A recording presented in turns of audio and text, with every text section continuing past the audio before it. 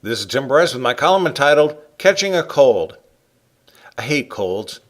I can usually sense when they're coming on, be it in my throat, nose, eyes, ears, or even lips. I immediately take some preventative medicine. Sometimes it works, sometimes it doesn't.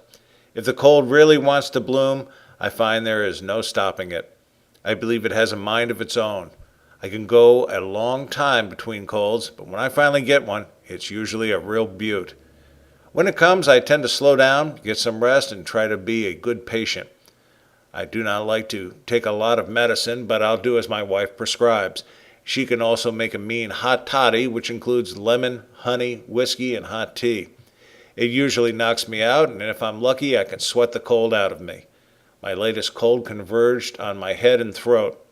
Luckily, it avoided my chest. I took various remedies to clear my sinuses, and they worked rather well, but they wouldn't knock the sniffles completely out. I loathe having to blow my nose every 5 minutes, which of course becomes rather irritated and sore. I attend quite a few meetings during the week, and in doing so, I have to meet and greet a lot of people. As is customary, I offer a handshake to people, but when I have a cold, I don't want to pass it on to others. So I awkwardly do not extend my hand and inform them I'm suffering with a cold. People are glad you tell them so, but the expression on their face gives me the uneasy feeling that I have somehow contracted the plague. I find it rather amusing how people automatically take a step backwards when you inform them you have the slightest suggestion of a cold. It's like a reflex action, sometimes followed by a handkerchief or hand sanitizer, just to be safe.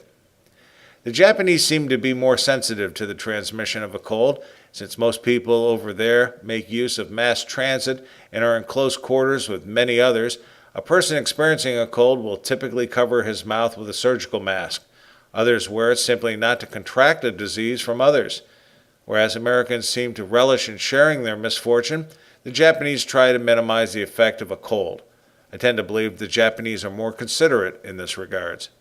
If my cold goes on too long, I find I have to take matters into my own hands. Since the beast won't take the hint to leave, it's time I show him the exit. This is when I finally introduce it to the smoke and fire of a good cigar and strong drink, such as Scotch whiskey.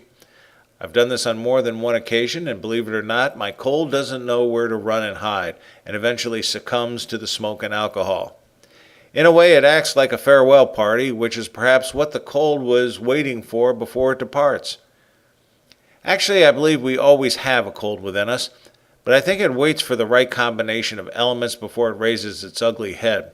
Perhaps it is a drafty room, exhaustion, or some food combination. Whatever the magical recipe is, the cold emerges from its cave in an ugly mood and searches for a weak body part to attack, and the cycle starts all over again. The only good part of a cold, at least to me, is knowing that I have a date in the offing with a fine cigar and a glass of scotch. It has the added nuance of making me feel like a lion tamer. Friends, keep the faith. This is Tim Bryce in Palm Harbor, Florida.